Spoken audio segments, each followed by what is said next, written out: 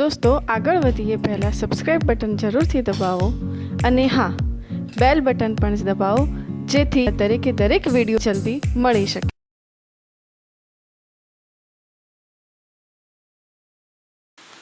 નમસ્કાર વિદ્યાર્થી મિત્રો, આપણે ચેપ્ટર નંબર 4 માં બાયોસાવર્ટનો નિયમ જોયો. બાયોસાવર્ટના નિયમની મદદથી આપણે વર્તુળાકાર લૂપ, અનંત લંબાઈનો તાર, પરિમિત લંબાઈના તાર વડે ઉદ્ભવતું ચુંબકીય ક્ષેત્ર, જે વિદ્યુત પ્રવાહ ધારિત છે એવા તાર વડે ઉદ્ભવતું ચુંબકીય ક્ષેત્ર આપણે મેળવ્યું.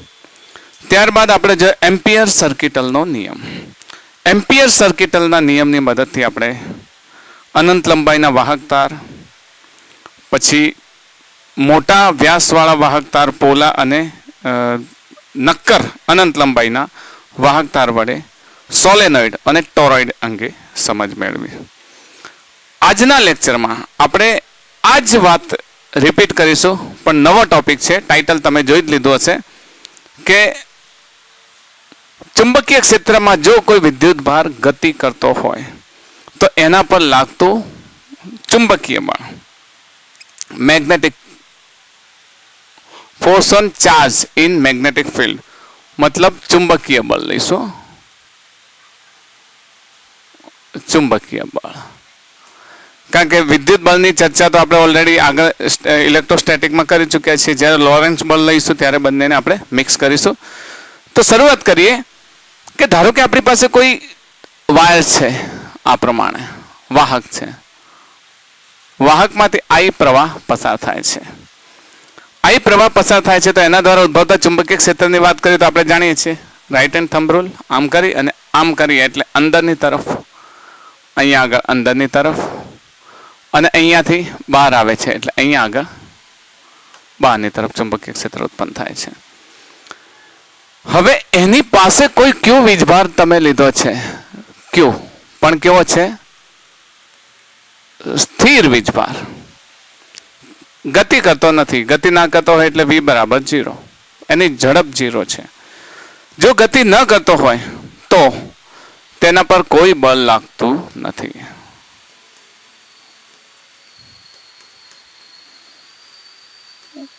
કોઈ બળ લાગતું નથી.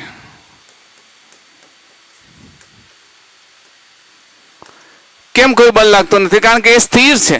સ્થિર વીજભાર પર ચુંબકીય ક્ષેત્ર દ્વારા કોઈ બળ લાગતું નથી. પણ જો આ જ વીજભાર ગતિ કરતો હોય એટલે ધારો કે એ જ આપણો વાયર છે, વાયરમાંથી I પ્રવાહ જાય છે, પણ આ વીજભાર Q હવે ધારો કે આ દિશામાં ગતિ કરે છે, આ દિશામાં ગતિ કરે છે. પણ જેવું અહીંયા ચુંબકીય ક્ષેત્ર આપણે જાણીએ છીએ, અહીંયા હજુ એ જ પ્રકારે ચુંબકીય ક્ષેત્ર, અહીંયા ક્રોસ, અહીંયા ડોટ. તો આ વીજભાર જેની પાસે કંઈક વેગ છે, જે ગતિ કરે છે, તો આ ગતિ કરે છે વીજભાર સીધો જવાના બદલે થોડોક ડિફ્લેક્ટ થાય છે. ને આ ડિફ્લેક્ટ કેમ થાય છે? કારણ કે આ ચુંબકીય ક્ષેત્ર દ્વારા તેના પર બળ લાગે છે. વિદ્યુત ભાર ગતિ કરવો એનો અર્થ શું થયો? તો વિદ્યુત ભાર ગતિ કરે છે એનો અર્થ એ થયો કે વિદ્યુત ભાર, આપણે ખબર છે વિદ્યુત પ્રવાહની અંદર પ્રવાહ ઉત્પન્ન કરે છે. વિદ્યુત ભાર ગતિ કરે એટલે શું થાય છે? વિદ્યુત ભાર મતલબ વિદ્યુત પ્રવાહ ઉત્પન્ન થાય છે. આપણે વિદ્યુત પ્રવાહની ઘટનાઓ તાર માટે પણ આગળ જતા લઈશું, પણ અત્યારે આપણા ટાઇટલ પ્રમાણે કે જે વિદ્યુત ભાર ગતિ કરે છે, આવા વિદ્યુત ભાર પર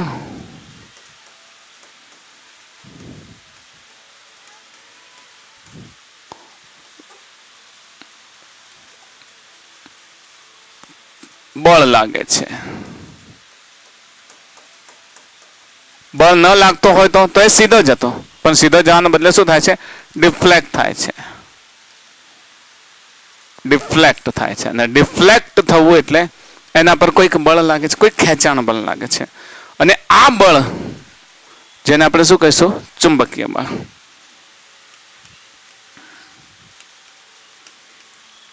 આવા બળને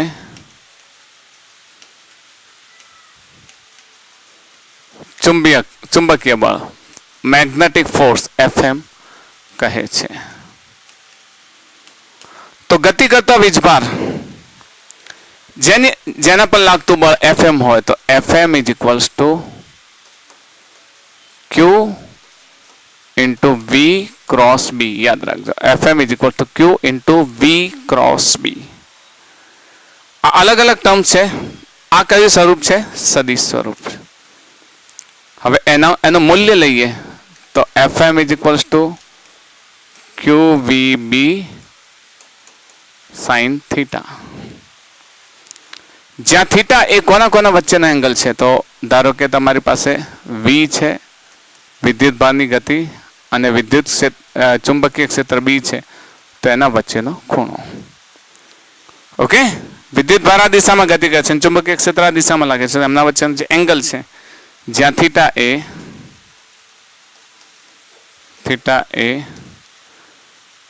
વિદ્યુત ભારના વેગના સદિશ અને ચુંબકીય ક્ષેત્ર B ના સદિશ વચ્ચેનો ખૂણો. B વચ્ચેનો ખૂણો. યાદ રાખશો, આ સૂત્રનો ઉપયોગ બધી જ જગ્યાએ કરવાનો છે, એટલે આને યાદ રાખશો કે Fm is equals to QVB sin theta.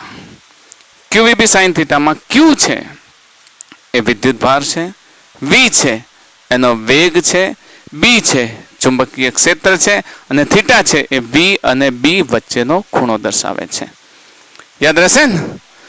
હવે આ ચુંબકીય બળ લાગે જ, પણ ચુંબકીય બળ ક્યારે ન લાગે? ઘણી વખત Fm 0 હોય છે, તો આપણે લખીએ કે Fm ક્યારે 0 હોય? Fm ક્યારે શૂન્ય હોય? તો પહેલી વાત, આપણું સૂત્ર શું છે? QVB sin theta. એમાં જો Q ઇઝ ઇક્વલ ટુ 0 હોય, મતલબ કે કણ વીજભાર વિહીન હોય.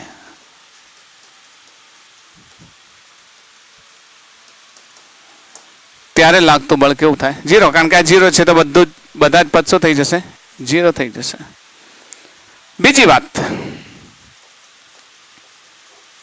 જો ઝડપ એની 0 હોય, ઝડપ 0 હોય તો સ્થિર થઈ ગયો ને? કેવો થઈ ગયો? સ્થિર કણ, સ્થિર વીજભાર. અને જો સ્થિર વીજભાર હોય તો આપણે આગળ જ કહ્યું કે સ્થિર વીજભાર પર કોઈ બળ લાગતું નથી. તો બળ ન લાગે એટલે બળનું મૂલ્ય કેટલું થઈ જાય? 0 થઈ જાય. ઓકે, પહેલું પદ થઈ ગયું, બીજું પદ થઈ ગયું. પછી ત્રીજી વાત, જો B ઇઝ ઇક્વલ્સ ટુ 0 હોય, ચુંબકીય ક્ષેત્ર જ 0 હોય તો ક્ષેત્ર વગર તો બળ લાગે નહીં. આ ત્રણ વાત તો બિલકુલ સિમ્પલ લાગે છે, પણ ચોથી અને અગત્યની વાત આપણે સમજવા જેવી છે કે જો થીટાનું મૂલ્ય 0 ક્યારે થાય? 0 સાઈન થીટાનું મૂલ્ય 0 ક્યાં થાય? થીટા 0 હોય કે થીટા 180 હોય ત્યારે. ખબર છે ને? આ તરફ પણ 0 છે એકમ વર્તુળના, અને આ તરફ પણ 0 છે. તો ચોથી અને અગત્યની વાત જે તમે યાદ રાખશો હેશટેગ કરીને, કે થીટા ઇઝ ઇક્વલ ટુ 0 કે થીટા ઇઝ ઇક્વલ્સ ટુ 180 હોય ત્યારે. આ થીટા ઇઝ ઇક્વલ ટુ 0 અને થીટા ઇઝ ઇક્વલ ટુ 180 નો અર્થ શું થયો? સમજાવી દઉં. જો થીટા ઇઝ ઇક્વલ ટુ 0 હોય એનો અર્થ શું થયો? V અને B એ કેવા થાય? V parallel to B. બંને કેવા થાય? સમાંતર થાય. અને થીટા ઇઝ ઇક્વલ ટુ 180 હોય તો V parallel to minus B. મતલબ V આ દિશામાં હોય અને B આ દિશામાં હોય. સમજો છો ને? તો V પેરેલલ ટુ B और V anti parallel to B. આવું થાય ત્યારે લાગતું બળ શૂન્ય થાય. ઇન શોર્ટ, ચુંબકીય ક્ષેત્ર આ દિશામાં છે, એ જ દિશામાં જો એનો વેગ હોય, એ જ દિશામાં એનો વેગ હોય તો લાગતું બળ કેવું હોય? શૂન્ય. હેશટેગ કર્યું છે, યાદ રાખજો એને.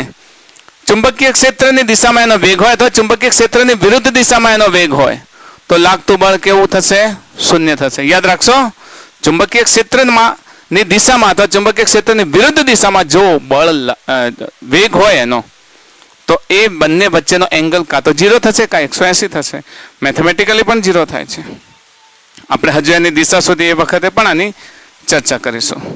ઓકે, ફાઇનલી એક વાત આપણે આ ફ્રેમમાં લેવાની રહી ગઈ કે એફની દિશા, મેગ્નેટિક ફિલ્ડની દિશા બી અને વી થી બનતા સમતલને લંબ હોય છે. તમે એક સમતલ વિચારી લો કે એક સમતલ છે.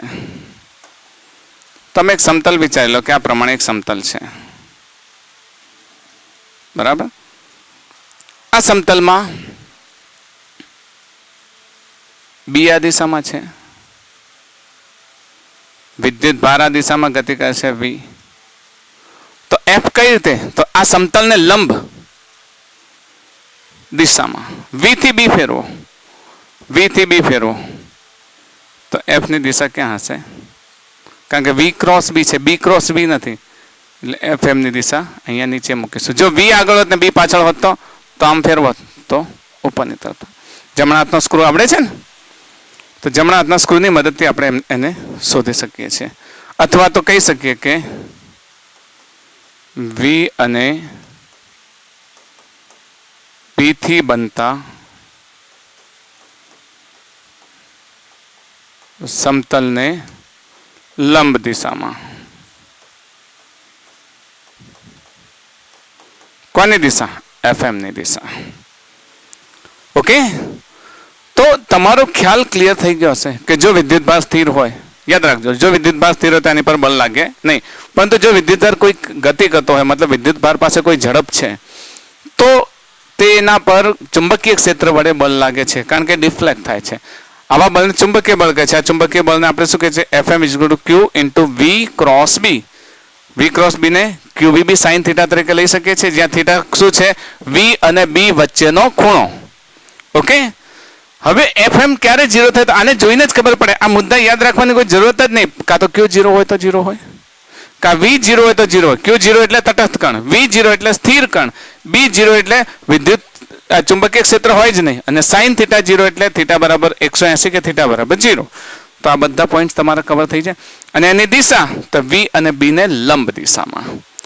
તમને પૂછે, એનસીઆરટીમાં પણ પૂછે કે ચુંબકીય ક્ષેત્રમાં ગતિ કરતા વિદ્યુતભાર પર લાગતા બળની ચર્ચા કરો, તો તમે ઇઝીલી 2 માર્ક્સમાં આટલી ચર્ચા કરી શકો, સમજાવી શકો, બરાબર? હવે આપણે એફએમ ની દિશાની ચર્ચા કરીએ. ચલો, આ ખાસ અગત્યનો મુદ્દો છે. એફએમ ની દિશા મતલબ ડાયરેક્શન ઓફ મેગ્નેટિક ફોર્સ, ચુંબકીય બળની દિશા, ડાયરેક્શન ઓફ મેગ્નેટિક ફોર્સ.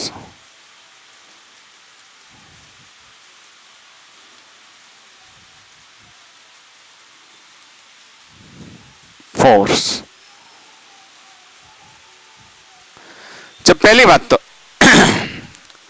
3 રીતે આપણે શોધી શકીએ છીએ. તમને જે સરળ લાગે એ રીતે શોધી નાખવી. પહેલો છે સ્ક્રૂનો નિયમ.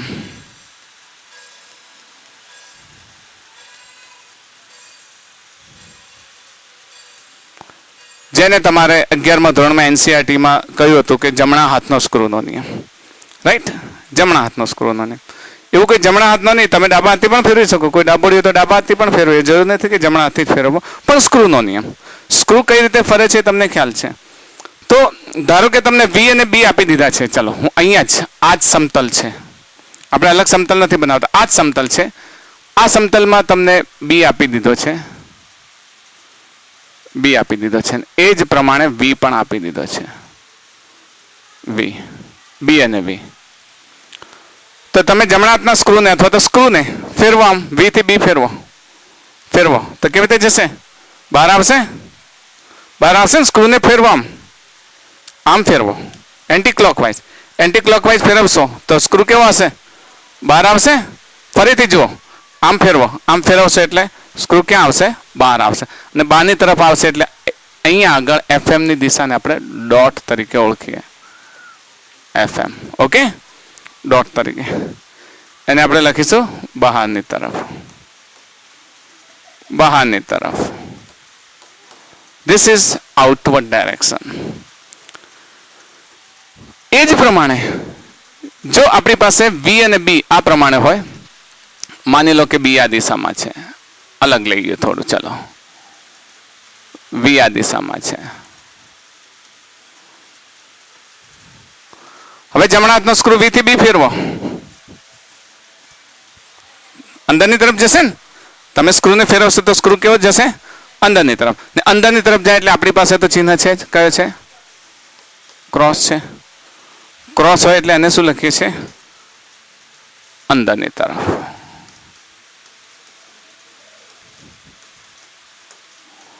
તો પહેલો જ સ્ક્રૂ રૂલ પ્રમાણે તમે મેળવી શકો.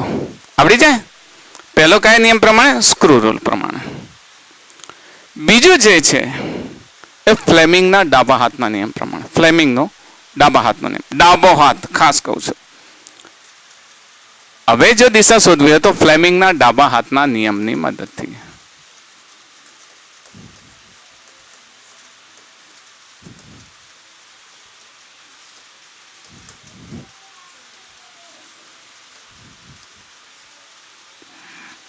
ફ્લેમિંગનો ડાબા હાથનો નિયમ. જો ફ્લેમિંગના ડાબા હાથના નિયમને યાદ રાખજો. આ ડાબા હાથનો નિયમ તમારી ડાબા હાથની ત્રણે ત્રણ કઈ અંગૂઠો, તમારી પોઇન્ટર અને આ જે મોટી છે મિડલ ફિંગર, આ ત્રણેય એકબીજાને લંબ રહે એ રીતે ગોઠવો. આ જો દેખાય છે, ત્રણેય એકબીજાને લંબ રહે તે રીતે ગોઠવો. એ રીતે ગોઠવ્યા પછી યાદ રાખજો, એક વર્ડ યાદ રાખજો, FBI. FBI અમેરિકાની જાસૂસી સંસ્થા છે, federal bureau of investigation, FBI. FBI યાદ રાખશો તો તમને ખબર પડી જશે. આપણે ચલો બનાવી દઈએ. મારી પેઇન્ટિંગ બહુ સારી નથી પણ તમે સમજી શકશો. આ અંગૂઠો, આ તમારે ફોર્થ ફિંગર ને આ તમારી મોટી આંગળી, બરાબર? અંગૂઠો, અંગૂઠો, આને શું કહીશું? F. F. અંગૂઠાને શું કહીશું? F. પછી તમારી જે પોઇન્ટર છે, પહેલી આંગળી, પ્રથમ આંગળી,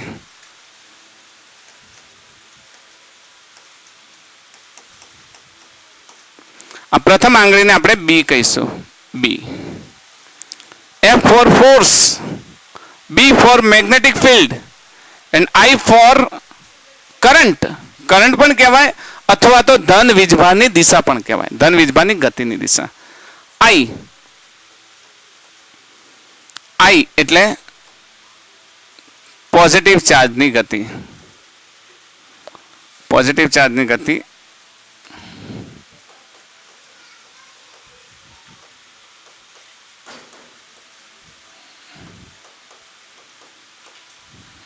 દિશા. ઓકે, જેને આપણે કરંટ પણ કહીએ છીએ. વિદ્યુત પ્રવાહ, વિદ્યુતમાં આપણે ભણી ગયા હતા. વિદ્યુત પ્રવાહ એટલે ધન વીજભારની ગતિને આપણે માનતા હતા. રહેવાજીક રીતે ધન વીજભારની ગતિને આપણે પ્રવાહ વિદ્યુત તરીકે, વિદ્યુત પ્રવાહ તરીકે ઓળખતા હતા. સચ કાઇન્ડ ઓફ ધીસ યાદ રહે. અંગૂઠો, ફર્સ્ટ ફિંગર અને આ મિડલ ફિંગર. તો અંગૂઠો, પ્રથમ આંગળી અને આ મોટી આંગળી.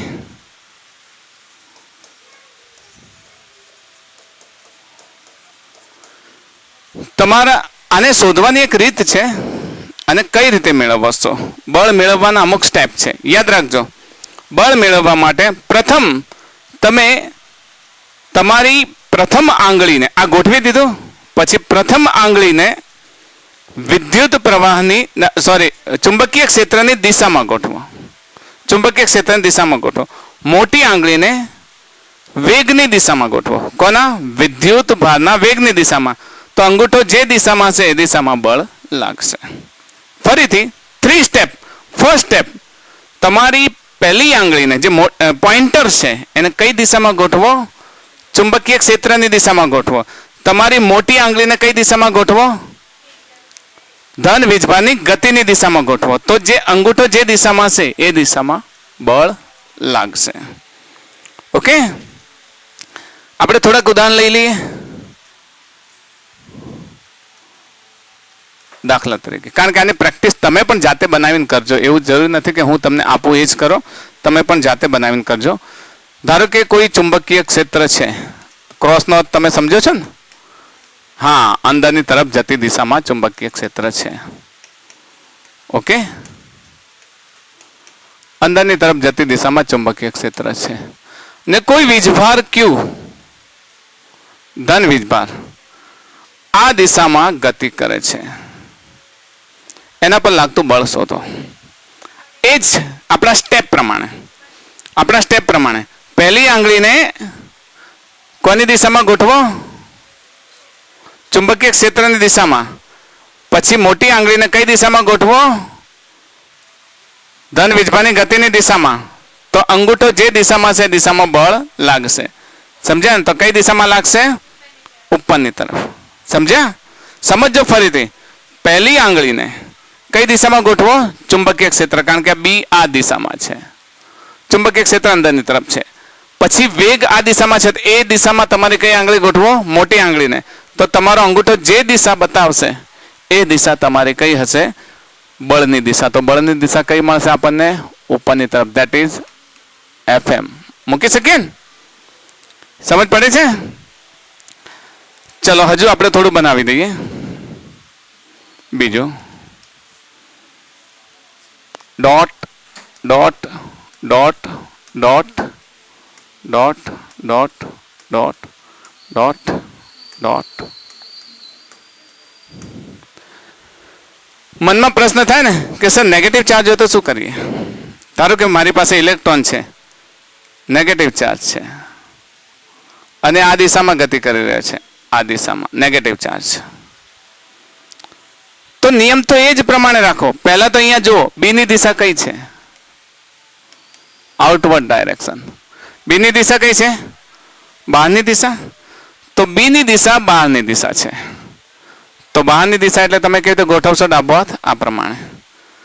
અને તમારા વેગની દિશા એટલે આ પ્રમાણે એને ફેરવી દો. વેગની દિશા આવી ગઈ, બહારની દિશા.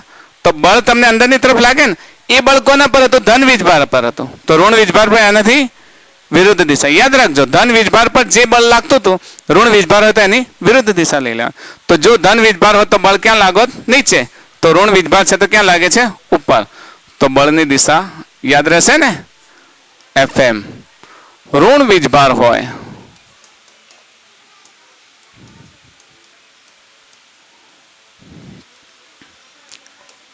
વિરુદ્ધ દિશામાં બળ લાગે.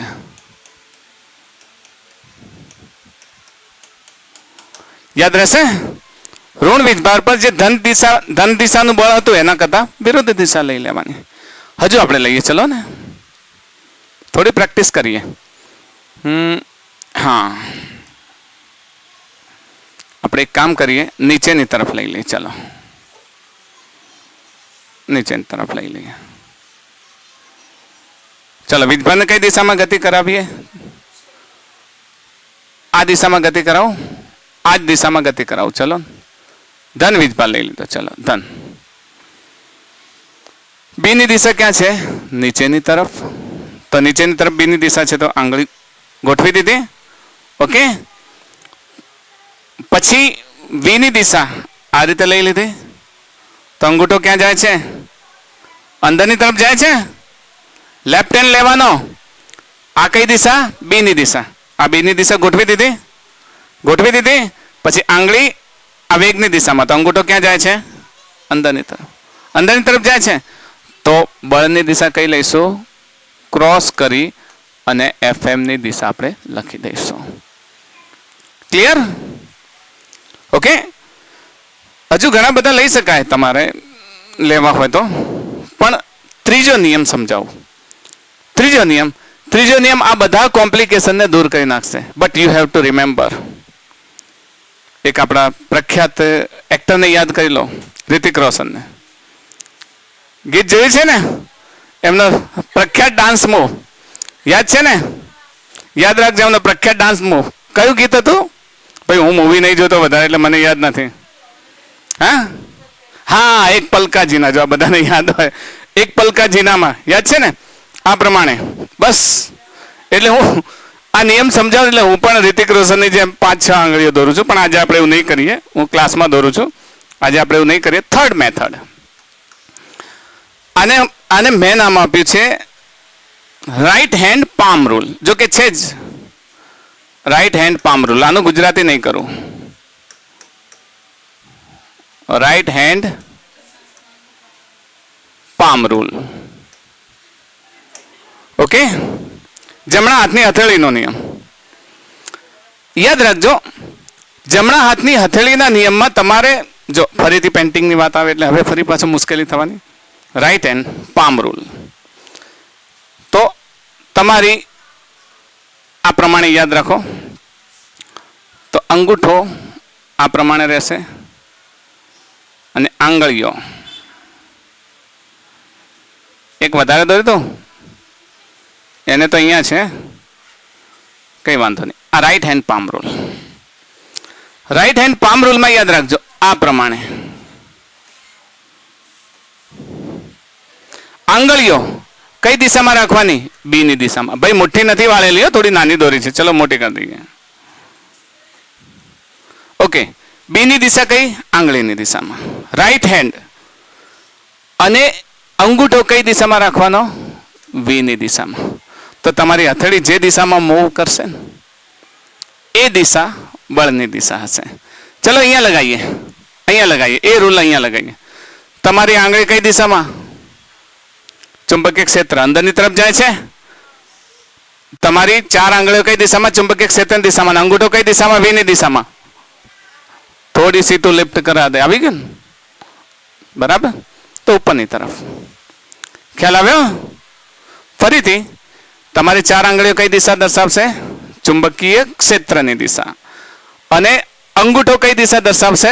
વી ની દિશા, ધન વીજભાની ગતિ. તો તમારી હથેળી, આ હથેળીને લંબ, હથેળી જે દિશામાં મૂવ થાય એ દિશા તમારી ચુંબકીય ક્ષેત્રના બળની, ચુંબકીય ક્ષેત્ર વડે લાગતા બળની દિશામાં. અહીંયા લગાવી જોઈએ. અહીંયા શું આવે છે? બહાર આવે છે, બહાર આવે છે ને. તો હા, મારા સાઈડમાં ઉપર છે, આમ બહાર આવે છે. અને વેગ આ દિશામાં છે, તો વાસ્તવમાં આમ નીચે આવે, પણ નેગેટિવ ચાર્જ છે એટલે કઈ દિશામાં હશે? નેગેટિવ ચાર્જ હોય તો વિરુદ્ધ દિશા લઈ લેવી. ઓકે, અહીંયા પણ જુઓ, બીની દિશા કઈ છે? નીચેની દિશામાં છે. ઓકે, અને આ અંગૂઠો આ દિશામાં છે, અંદરની તરફ, અંદરની તરફ. તો શું આવે છે? ક્રોસ આવે છે. ક્લિયર? ખ્યાલ આવે છે ને? રાઈટ હેન્ડ પામ રૂલમાં યાદ રાખજો. તો હવે હું આમ લખું,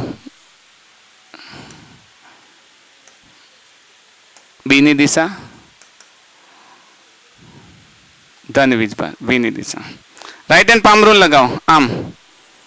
અરે બાપરે, તૂટી જશે, તૂટી જાય. જો તૂટી જાય તો સમજી જવાનું B0. મેં તમને કહ્યું હતું ને, હવે આપણે તો લંબ જ રાખે, પણ ખેંચીને અંગૂઠાના દિશામાં લઈ જાઓ તો તૂટી જાય. જો તૂટી જતું હોય તો શું સમજવાનું? B0. આ વાત મેં આગળ કહી દીધી છે. F0, FM અહીંયા શું થશે? 0. મેં તમને કહ્યું હતું આ થીટા = 180 થાય. આગળ વાત કરી, થીટા 0 હોય કે 180 હોય.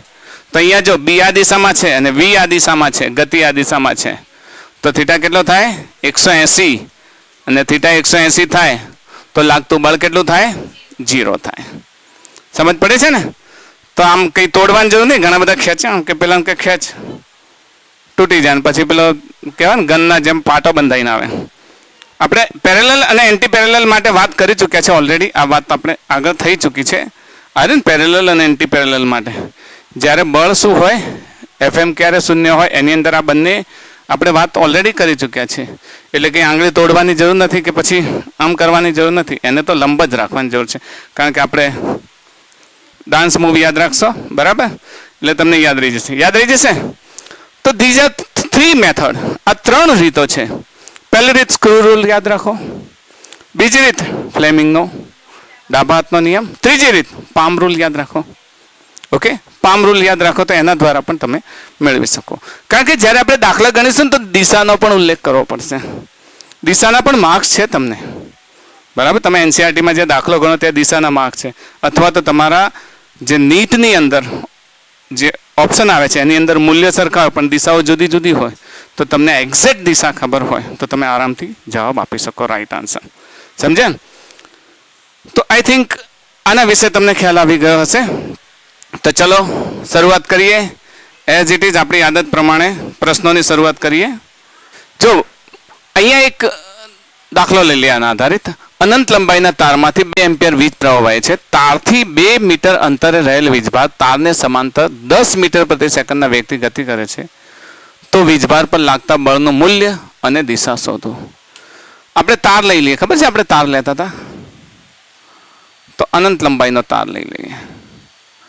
અનંત લંબાઈનો તાર છે એટલે ઉપરની તરફ પણ એને અનંત દિશા આપીશું અને નીચેની તરફ પણ એને દિશા અનંત હોય તે રીતે આપીશું. એમાંથી વહેતો વીજભાર ધારો કે ઉપરની તરફ છે. કેટલો છે? 2 એમ્પિયર. 2 એમ્પિયર વીજ પ્રવાહ છે, જેને આઈ તરીકે ઓળખીએ છીએ આપણે. આઈ. 2 મીટર અંતરે રહેલો વીજભાર અહીંયાથી આટલા અંતરે, ધારો કે અહીંયા 2 મીટર અંતરે, 2 મીટર અંતરે રહેલો વીજભાર 10 મીટર પ્રતિ સેકન્ડના વેગથી એને સમાંતર 10 મીટર પ્રતિ સેકન્ડના વેગથી ગતિ કરે છે. વીજભારનું મૂલ્ય લખી દઈએ, આપેલું નથી તો. વીજભાર 10 માઇક્રોકુલમ છે. તો વીજભારનું મૂલ્ય Q બરાબર કેટલું લખીશું? 10 માઇક્રોકુલમ. માઇક્રોકુલમને કુલમના લખીએ તો 10 × 10⁻⁶. આ વેલોસિટી આપી દીધી છે, વેગ આપી દીધો છે 10 મીટર પ્રતિ સેકન્ડ. તો એના પર લાગતું બળ શોધવાનું છે. આપણી પાસે ચુંબકીય બળનું મૂલ્ય જાણીએ છીએ ને. ચુંબકીય બળ Fm = Q × V × B. તો B આપણે જોઈએ, અથવા QVB sin θ લઈ લઈએ. QVB sin θ. V છે આપણી પાસે, યસ છે. Q છે, B નથી. અનંત લંબાઈના તાર વડે 2 મીટર અંતરે રહેલા વીજભાર પર લાગતું બળ આપણે શીખી ગયા છીએ, ખબર છે? અનંત લંબાઈના તાર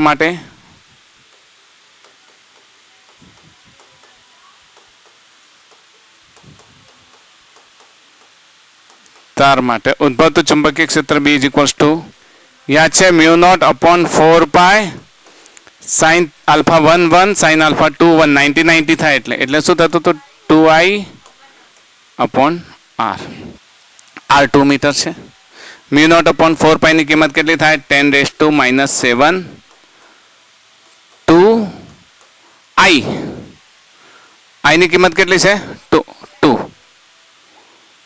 અને r ની કિંમત કેટલી છે? 2 મીટર. આને કાઢી નાખીએ તો શું થશે? 2 × 10⁻⁷ ટેસ્લા થાય છે ને. B મળી ગયું. અહીંયા B શોધવું પડ્યું આપણે. 2 × 10⁻⁷ ટેસ્લા. બસ, તો હવે Fm મૂકી શકીએ આપણે. Q ની કિંમત કેટલી છે? 10 માઇક્રોકુલમ. 10 × 10⁻⁶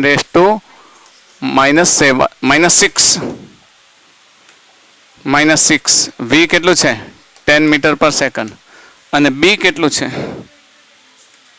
2 × 10⁻⁷. ઓકે, તો અહીંયા 2 તો આગળ આવી જશે. ઇન્ટુ 10⁻⁷ -6 -13 થશે ને. 10⁻² જતું રહેશે એટલે 10⁻11. This is Fm and in Newton. Okay, તો આનું મૂલ્ય કેટલું થશે? કોઈ મુશ્કેલી છે?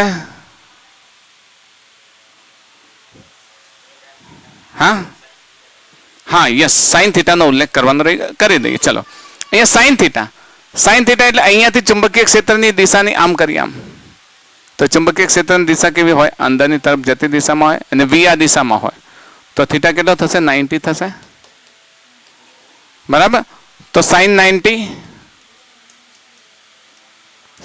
ની વેલ્યુ કેટલી થઈ જશે? 1 થઈ જશે એટલે sin 90 1 થઈ જશે અહીંયા એટલે એની વેલ્યુની જરૂર નથી. હા, FM ની દિશા બોલો.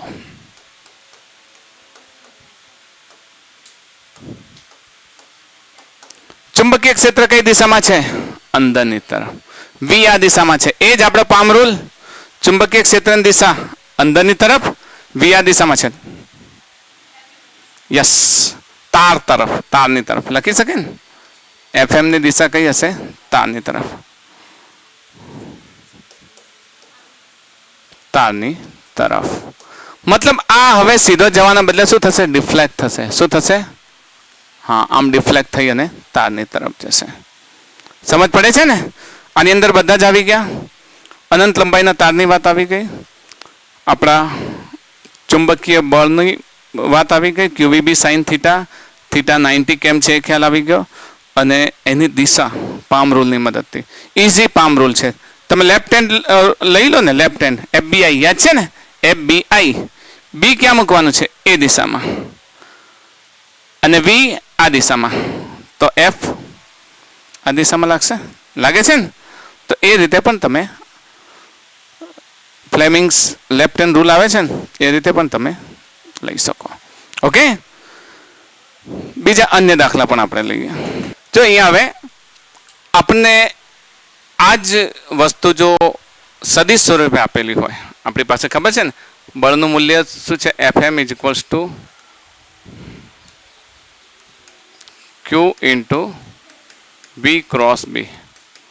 મોટા ભાગે આપણે QVB sin થીટાનો ઉપયોગ કરીએ છીએ. પણ જો સદિશ સ્વરૂપે આપેલા હોય, અહીંયા કહેલું છે કે ચુંબકીય ક્ષેત્રનું મૂલ્ય મતલબ B આપી દીધું છે. કેટલું છે? 2I caret plus 3J caret plus 2K caret. અને Q નું મૂલ્ય આપી દીધું છે 1 માઇક્રોકુલમ. માઇક્રોકુલમ એટલે 10⁻⁻6 કુલમ થાય. 1 માઇક્રોકુલમ = 10⁻⁻6 કુલમ. અને 3I + 4J મીટર પર સેકન્ડના વેગથી, તો આપણને V આપી દીધું છે. વેગ V 3I + 4J. આ ટેસ્લામાં છે. Metre second (−1). -1 ના વેગથી ગતિ કરે તો આ વિદ્યુતભાર પર લાગતું બળ શોધો. એ જ આપણું સૂત્ર. સૂત્ર શું લઈશું? QVB sin થીટા હવે નહીં લેવા. હા, FM = Q × V × B. તો પહેલા V × B શોધી લઈએ, પછી Q સાથે ગુણાકાર કરી લઈશું. બરાબર? અહીં V × B બરાબર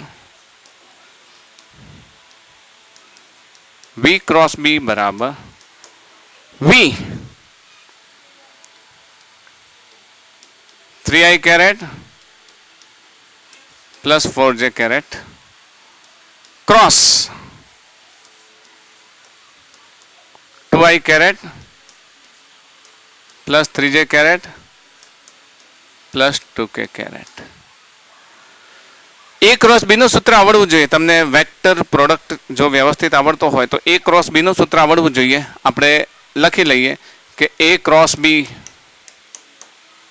એમાં A ને AXI caret plus AYJ caret plus AZK caret, અને ક્રોસ B ને BXI caret plus BYJ caret plus BZK caret હોય. તો તમે જાણો છો એના વેક્ટર પ્રોડક્ટમાં નિશ્ચાયક થાય. પહેલા લખીશું I caret J caret K caret. 11માં બેઝિક મેથ્સમાં હું આ બધું શીખવાડું છું, તમને ખ્યાલ હશે. અહીંયા લખી શકીએ AX AY AZ, અને અહીંયા લખાશે BX BY અને BZ. આના ઉકેલમાં I કેરેટ એમના એમ, અને જે હાર અને સ્તંભમાં I છે, આ હાર આ છે અને સ્તંભ આ છે, એ સિવાય બાકી બચતા જે છે કયા કયા? AYBZ - BY AZ. ઓકે,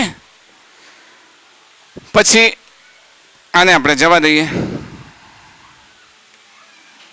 પછી આવશે વચ્ચેનું માઇનસ જે કેરેટ. જે કેરેટ લઈએ એટલે જે હાર આ સ્તંભ અને હારમાં છે ને એ સિવાયના AX BZ minus BX AZ. હવે આખું નથી કરાવતો, હું અહીંયા કરાવું છું, બરાબર. અને સિમિલરલી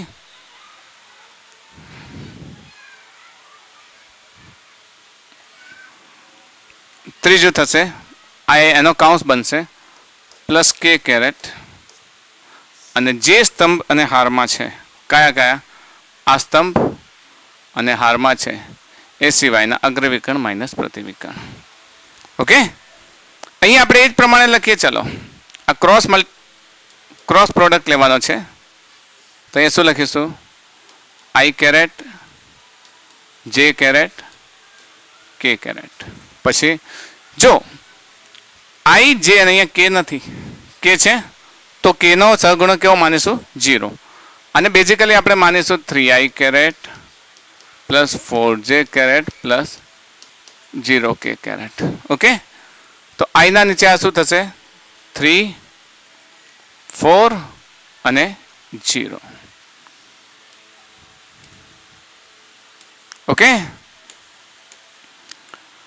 પછી અહીંયા આગળ 2, 3, 2 IJK 340 232 લઈ લઈએ. I કેરેટ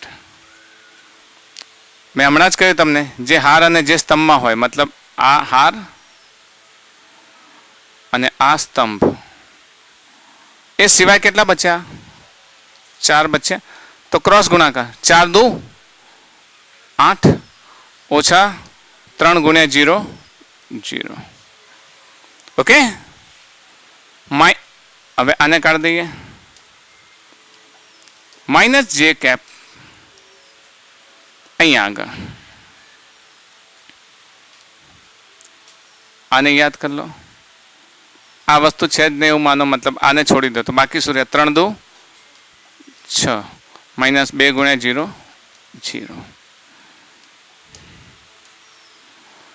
અને હવે થશે પ્લસ K કેપ. યાદ છે ને, વચ્ચેનું માઇનસ આવશે, આ 2 પ્લસ આવશે. તો અહીંયા પણ એ જ, આ કેના સ્તંભ અને કેની હારને આપણે રહેવા દઈશું. 3 3 9 માઇનસ 2 ચોક 8 9 માઇનસ 8. ઓકે, ખ્યાલ આવી ગયો ને? 8 minus 0 that is 8I cap. 6 minus 0 minus 6 J cap. ને K 9 minus 8 1 તો plus K cap. This is V cross B. V cross B આવી ગયો. તો હવે બળ આપણે લઈ શકીએ. બળ કેટલું લખાય? Fm is equal to Q into V cross B. Q નું મૂલ્ય કેટલું છે? 10 raised to minus 6 into 8I cap minus 6 J cap plus K cap. યાદ રહી જશે? ઓકે, તો કહેવાનો અર્થ એવો થયો, આ તો ઠીક છે, મેં તમને થોડુંક અઘરું સમજાવ્યું. બાકી અમુક વખત શું છે, તમારે એવી રકમ પણ આપેલી હોય કે જ્યાં સીધો આનો સરવાળો શૂન્ય થતો હોય. હવે શૂન્ય થાય એની ઘટનાઓ મેં આગળ કહેલી છે કે જે નિશ્ચાયકના હાર અને 2 હાર કે 2 સ્તંભ સરખા હોય ને એ નિશ્ચાયકનું મૂલ્ય શૂન્ય કહેવાય. આ નિશ્ચાયક છે. હું એમ કહું કે મારી પાસે આવો એક નિશ્ચાયક છે, એ બરાબર 2 4 5 9 8 7 ને ફરી 2 4 5. તો આને કહીશું રો 1 ને આને કહીશું રો 2. રો 1 બરાબર રો 2 હોવાથી આખા નિશ્ચાયકનું મૂલ્ય કેટલું થઈ જાય? 0. તમને 2 હાર કે 2 સ્તંભ સરખી દેખાય તો નિશ્ચાયકનું મૂલ્ય કેટલું લખી શકાય? સીધે 0 લખી શકાય. આ સ્તંભ પણ સરખા હોઈ શકે. આ બી બરાબર તમને આવી રીતે આપી દીધું છે 9 6 8 પછી 9 6 9 પછી 3 4 3 4 6 9.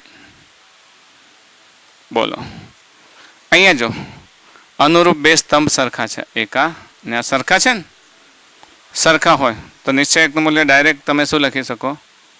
0. કારણ શું છે? C1 બરાબર C3, column 1 is equal two column 3. મેથેમેટિક્સના આટલા સ્ટેપ યાદ રાખજો. ઘણી વખત તમને સીધે સીધું 0 પદ મળે એવું આપી દીધેલું હોય. ચલો હું તમને એક દાખલો આપું છું અને એ દાખલો તમે સોલ્વ કરીને મને જવાબ આપજો. આપણે ડીપીપીમાંથી જ છે, ડીપીપીનો 49 નંબરનો એક્ઝામ્પલ છે. તમને પણ કહું છું દાખલો પૂરો થાય એટલે વિડીયોને પોઝ કરો અને પોઝ કરીને એની ગણતરી કરો. ચલો, એક proton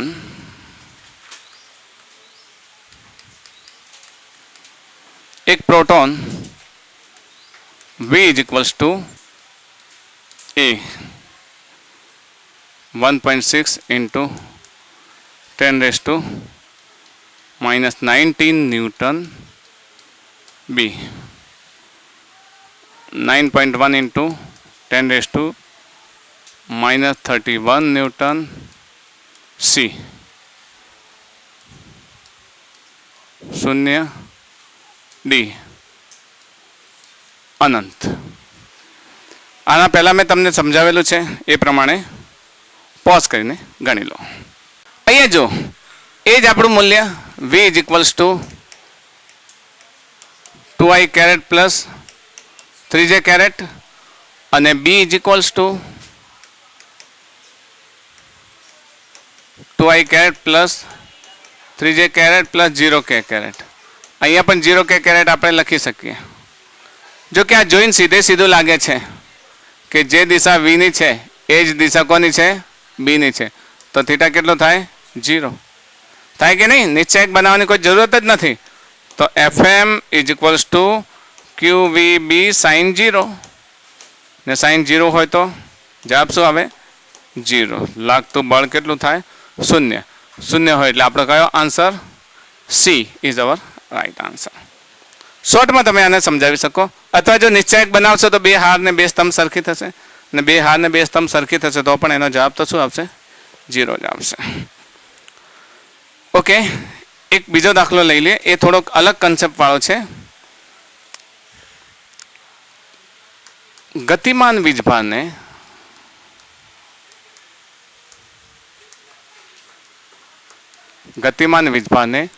option A 3/8, option B -3/8, option C 8/3, option D -8/3.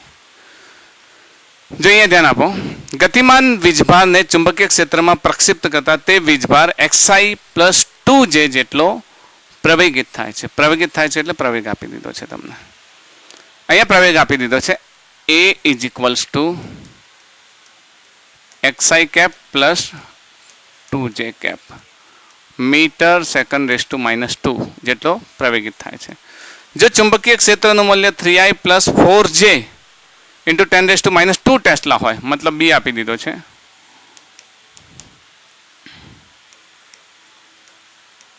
-3i cap plus 4j cap into 10 raise to -2 tesla હોય તો x શોધો. x શોધવાનું છે. અહીંયા x શોધવાનું છે. આપણો ટોપિક ચાલે છે ચુંબકીય બળ, રાઈટ? ગતિમાન વીજભાર પર લાગતું ચુંબકીય બળ. અહીંયા વીજભાર ગતિ તો કરે છે, પ્રવેગિત કરે એટલે ગતિ તો કરે છે, પણ આપણું જે સૂત્ર હતું યાદ છે ને? સૂત્ર FM is equals two Q into V cross B. આમાં V તો છે નહીં? V છે? V તો છે નહીં. તો અહીંયા કોનો તમે ગુણાકાર કરશો? કઈ રીતે મેળવશો? x શોધવાનું કહે છે. અરે x. હવે x શોધવો છે તો આ બે વચ્ચે એક રિલેશન હોવો જોઈએ. તો તમે, કારણ કે બે સદિશ છે, સદિશ વચ્ચે કોઈ સંબંધ હોય તો એમના સંબંધના મૂલ્ય પરથી તમે મેળવી શકો. અહીંયા આને યાદ કરીએ કે બળની દિશા, FM ની દિશા શું હતી? યાદ કરો. એફએમની દિશા શું હતી? યાદ છે? લેફ્ટ હેન્ડ ફ્લેમિંગનો રૂલ્સ લો અથવા પામ રૂલ લો. પામ રૂલ લેતા હતા, એમાં ચુંબકીય ક્ષેત્રની દિશામાં આપણે આને મૂકતા હતા, પછી અંગૂઠો વીની દિશામાં અને એને પરપેન્ડિક્યુલર. તો પરપેન્ડિક્યુલરનો અર્થ થયો કે ફોર્સ છે એ વીને પણ પરપેન્ડિક્યુલર હશે અને બીને પણ પરપેન્ડિક્યુલર હશે. સમજો, બી ચુંબકીય ક્ષેત્ર અને વી બળની દિશા, આપણા વેગની દિશા. કોની? ધન વીજભારના વેગની દિશા આપણે લીધું હતું ને. તો ધન વીજભારના વેગની દિશામાં જો આપણે આને લઈએ છીએ, આમ ધક્કો મારીએ પામ રૂલ પ્રમાણે, તો જો આને પણ પરપેન્ડિક્યુલર છે અને આને પણ પરપેન્ડિક્યુલર છે. સમજો છો ને? તો એનો અર્થ એવો થયો કે એફએમ ઇઝ પરપેન્ડિક્યુલર ટુ વી અને એફએમ ઇઝ પરપેન્ડિક્યુલર ટુ બી. આ વાત આપણે હંમેશા ભણ્યા છીએ કે બળની દિશા સીધી વાત છે કે આમાં જોઈ લો ને, ત્રણે ત્રણ એકબીજાને લંબ જ છે ને. તો જો આપણે એફ બી આઈ આઈએફ હોય તો એ બીને પણ પરપેન્ડિક્યુલર છે અને વીને પણ પરપેન્ડિક્યુલર છે. આ બેની અલગ અલગ દિશા હોઈ શકે. આ બે આટલો જ ખૂણો છે, પણ એફ હંમેશા એમના સમતલમાંથી. મેં તમને સમજાવ્યું હતું ને રાઈટ હેન્ડ રૂલ પ્રમાણે, સ્ક્રૂ રૂલ પ્રમાણે. તો તમે વીની દિશા લો આમ, બીની દિશા લો આ પ્રમાણે અને વીની દિશા લો આ પ્રમાણે, તો એનું જે સમતલ બનતું હતું એ સમતલને એક્ઝેક્ટ પરપેન્ડિક્યુલર તમારો શું બનતો હતો? એફએમ બનતો હતો. તો આ આને પરપેન્ડિક્યુલર હતો અને આ આને પણ પરપેન્ડિક્યુલર હતો. બસ આટલી વાત સમજો તો તમે આરામથી સમજી શકો. આપણે કોના કોના વચ્ચેનો સંબંધ જોઈએ છે? એ અને બી વચ્ચેનો. તો આપણે જાણીએ છીએ હંમેશા એક્સેલરેશન, પ્રવેગની દિશા હંમેશા બળની દિશામાં હતી. તમારું મેકેનિક્સ, કાઇનેમેટિક્સ જો પાક્કું હોય તો તમને ખબર હોય કે તમે જ્યારે એક્સેલરેટ આપો છો તમારી ગાડીને, તો પ્રવેગ કયો જાય છે? આગળની દિશામાં. ત્યારે બળ ક્યાં લાગે છે? આગળની દિશામાં. તમે બ્રેક મારો છો તો ફ્રિક્શન ફોર્સ ક્યાં લાગે છે? પાછળની દિશામાં. તો પ્રવેગ પણ પાછળની દિશામાં. એનો અર્થ શું થયો કે એફ અને એ હંમેશા એક જ દિશામાં હોય.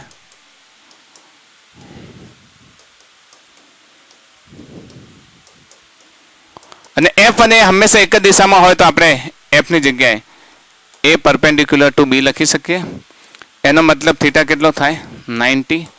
ને જો એકબીજાને લંબ સદિશો હોય તો એના ડોટ પ્રોડક્ટ અને ક્રોસ પ્રોડક્ટની મદદથી તમે આરામથી મેળવી શકો છો. લંબ સદિશો હોય તો અહીંયા લખી શકીએ, અહીં આ નિયમ પ્રમાણે એ પરપેન્ડિક્યુલર ટુ બી થશે ને. કારણ શું છે? The reason is that F અને A સદિશ એક જ દિશામાં હોય.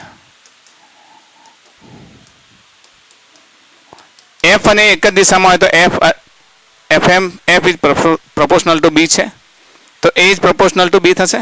Sorry, F is perpendicular to B છે તો A is perpendicular to B થશે. તો થીટા 90 થશે. તો આ બંનેનો ક્રોસ પ્રોડક્ટ લઈ લો, ડોટ પ્રોડક્ટ લઈ લો. A ડોટ B બરાબર શું થશે? AB cos 0 AB ક્રોસ 0 ને AB ક્રોસ 0 મળે તો કેટલા લખી શકીએ આપણે? A ડોટ B એટલે પરપેન્ડિક્યુલર છે તો AB cos 90 થશે. AB cos 90 થશે ને. AB cos 90 એટલે શું થશે? 0. જો ડોટ પ્રોડક્ટ 0, મેં તમને પહેલા પણ કહ્યું છે કે જો બે સદિશ હોય અને એકબીજાને લંબ હોય તો એમનો ડોટ પ્રોડક્ટ શું થાય? 0 થાય. તો આ બંનેનો ડોટ પ્રોડક્ટ લઈ લઈએ. ચલો, A dot B is equals to A xi cap plus 2j cap dot અહીંયા 3i cap plus 4j cap into 10 to the power -2. આ તો 0 છે. ડોટ પ્રોડક્ટમાં તમે જાણો છો x ગુણ્યા 3 ધેટ ઇઝ 3x થશે અને 2 ગુણ્યા 4 that is 8 into 10 raise to -2. 10 raise to -2 આના છેદમાં જશે તો શું થશે? 3x plus 8 is equals two 0. તો પછી 3x ઇઝ ઇક્વલ્સ ટુ કેટલા થશે? -8. x is equal two -8/3. Okay, x is equal two -8/3 એટલે કયો ઓપ્શન આપણો સાચો? D is our right answer. અહીંયા કન્સેપ્ટ સમજજો. કન્સેપ્ટ જો ભૂલી ગયા તો પ્રોબ્લેમ થશે. અહીંયા યાદ રાખજો, એફ અને બી એકબીજાને પરપેન્ડિક્યુલર છે તો એ ની દિશા હંમેશા કઈ દિશામાં હશે? એફ ની દિશામાં હશે. એ અને એફ ની દિશા સરખી હોય તો એ અને બી પણ કેવા હશે? પરપેન્ડિક્યુલર હશે. જો બે પરપેન્ડિક્યુલર તો એમનો ડોટ પ્રોડક્ટ કેટલો થાય? 0 થાય. એના ઉપરથી તમે આરામથી એક્સ મેળવી શકો છો. ઓકે, હવે એક અગત્યનો એક સિદ્ધાંત કહેવાય છે ને કે નેક્સ્ટ લેક્ચરનું ક્લ્યુ છોડી જઈએ છીએ આપણે આપણા આ કન્સેપ્ટમાં. તો એક અગત્યનો સિદ્ધાંત લઈ લઈએ.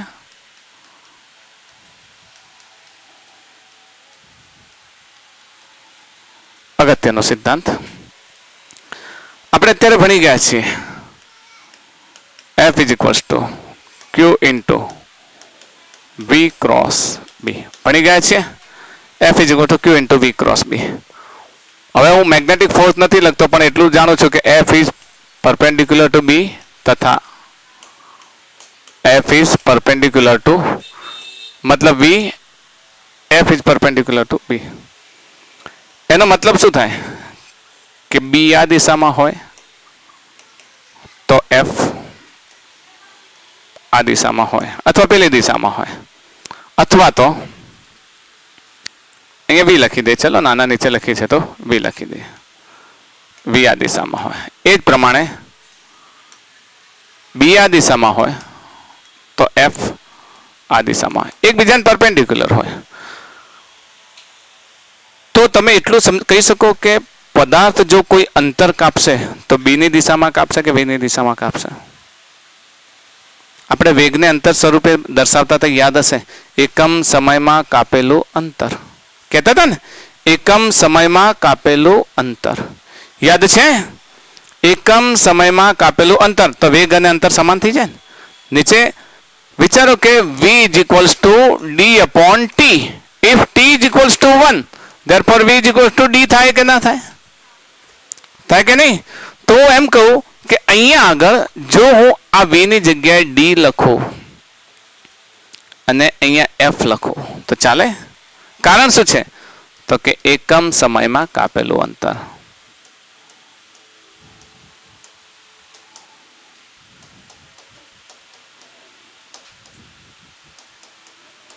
અંતર સમજો.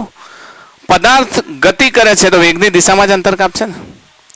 વેગની વિરુદ્ધ દિશામાં તો અંતર નહીં કાપે. જે દિશામાં વેગ હશે એ દિશામાં. તો વેગની દિશાને અંતરની દિશા તરીકે લઈ શકાય. જો કોઈ સૂક્ષ્મ અંતર કાપે ds જેટલું, સૂક્ષ્મ અંતર ds જેટલું કાપે તો એ ds જેટલું અંતર ચુંબકીય બળ લંબ રહીને કાપે. તો મતલબ કે Fm is perpendicular to ds લખી શકાય? લખી શકાય? તો લખીએ Fm ઇઝ પરપેન્ડિક્યુલર ds હોવાથી, કન્સેપ્ટ સમજો, dx હોવાથી ચુંબકીય બળ વડે થયેલ કાર્ય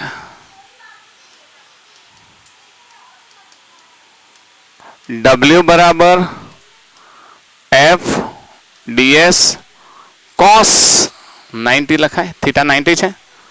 cos 90 એટલે થતું કાર્ય શું થાય? 0. એમ પણ આપણે જાણીએ છીએ લંબ બળ વડે થતું કાર્ય કેવું હતું? 0 હતું. જો લંબ બળ વડે કાર્ય થતું 0 હતું એનો અર્થ શું થયો કે ચુંબકીય ક્ષેત્ર કોઈ કામ જ નથી કરતું. મતલબ ચુંબકીય બળ કોઈ કાર્ય કરતું નથી. ચુંબકીય બળ વડે થતું કાર્ય શૂન્ય છે. ચુંબકીય બળ વડે થતું કાર્ય શૂન્ય છે. છતાં અહીંયા વેગ તો મળે છે આપણને. અહીંયા વેગ તો મળે છે. તો આ જે વેગ મળે છે એ વેગ કઈ રીતે મળતો હશે? કારણ કે અહીંયા કાર્ય તો 0 છે. તો યાદ રાખો, કાર્ય ઉર્જા પ્રમેય તમને ખબર છે, work done by all forces is equals to change in kinetic energy. યાદ છે ને? બધા જ બળો વડે થતું કાર્ય એ અહીંયા બધા જ બળો વડે થતું કાર્ય કેટલું છે? 0. તો ચેન્જ ઇન કાઇનેટિક એનર્જી કેટલું થાય? 0. ચેન્જ ઇન કાઇનેટિક એનર્જી 0 એટલે કે ઇનિશિયલ ઇઝ ઇક્વલ ટુ કે ફાઇનલ લખી શકાય કે ના લખી શકાય? કારણ કે જો એની ગતિ ઉર્જા બદલાય જ નહીં એનો મતલબ 1/2 mvi square is equals two 1/2 mvf square. માની લઈએ કે દળ અચળ છે તો આ બે વસ્તુ કેન્સલ થઈ જશે. તો આપણે vi is equals two vf. આ થોડું વિરોધાભાસી વલણ દર્શાવે છે. બળ દ્વારા કાર્ય થતું નથી છતાં પણ વેગ અચળ મળે છે. એવું ક્યાંય જોયું કે બળ લંબ બળ લાગતો હોય છતાં પણ કાર્ય વેગ અચળ મળે એવી ક્યાંય ઘટના જોઈ? 11મા ધોરણમાં મિકેનિક્સને યાદ કરો. મિકેનિક્સને યાદ કરો જેની અંદર મેં ભણાવેલું છે, યાદ કરો.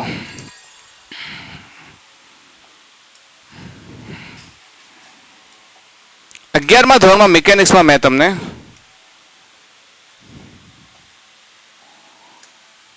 અચળ વર્તુળ ખબર છે ને, વર્તુળાકાર પથ પર થતી ગતિ મેં સમજાવી હતી, બરાબર. સેન્ટરથી વર્તુળાકાર પદાર્થ ગતિ કરે ત્યારે એનો વેગ કેવો હોય? અચળ હોય. ઝડપ અચળ, સોરી વેગ નહીં, એની ઝડપ કેવી હોય? અચળ. વેગ તો બદલાતો રહેતો હોય, એની ઝડપ અચળ હોય. તો અચળ ઝડપથી વર્તુળાકાર પથ પર જ્યારે પદાર્થ ગતિ કરે ત્યારે એના પર લાગતું બળ કયું હોય? સેન્ટરમાં લાગતું હોય. સેન્ટરમાં લાગતું હોય તો એ વખતે થીટા કેટલો હતો? 90 હતો. તો અહીંયા પણ થીટા તો 90 જ મળે છે. મળે છે ને? અહીંયા થીટા કેટલો મળે છે? 90 મળે છે. પ્લસ વી કેવો મળે છે? અચળ. અહીંયા વી અચળ મળતો હતો. એનો અર્થ શું થયો કે ચુંબકીય ક્ષેત્રમાં આ જે ગતિ થતી હતી એ ગતિ કેવી થતી હશે? વર્તુળાકાર થતી હશે. વર્તુળાકાર. તો આજનો નેક્સ્ટ આપણા ટોપિક માટે લખીએ કે ચુંબકીય ક્ષેત્રમાં કણ વર્તુળાકાર પથ પર ગતિ કરીએ. મિત્રો આપણા નેક્સ્ટ વિડીયોમાં આના વિશે બહુ ડિટેલમાં આપણે સમજવાનું છે. પણ ખાસ સમજજો કે મેગ્નેટિક ફોર્સનું ફોર્સ દ્વારા થતું કાર્ય 0 છે છતાં પણ ઇનિશિયલ અને ફાઇનલ વેલોસિટી કેવી રહે છે? કોન્સ્ટન્ટ. ને જ્યારે કોન્સ્ટન્ટ વેલોસિટી રહે અને ફોર્સ 90 ડિગ્રી હોય તો એ હંમેશા કેવું હોય? અચળ વેગથી વર્તુળાકાર પથ પર થતી ગતિ પ્રમાણે, અચળ ઝડપથી વર્તુળાકાર પથ પર પદાર્થની ગતિ પ્રમાણે આપણે વિચારી શકાય. એટલે પદાર્થ કેવી ગતિ કરતો હશે? વર્તુળાકાર. આ વર્તુળાકાર પથ પર કેવી રીતે ગતિ કરે છે, કઈ રીતે એની અંદર બળ લાગે છે અને એના શું સમીકરણો છે એ આપણે નેક્સ્ટ લઈશું. That's all four today.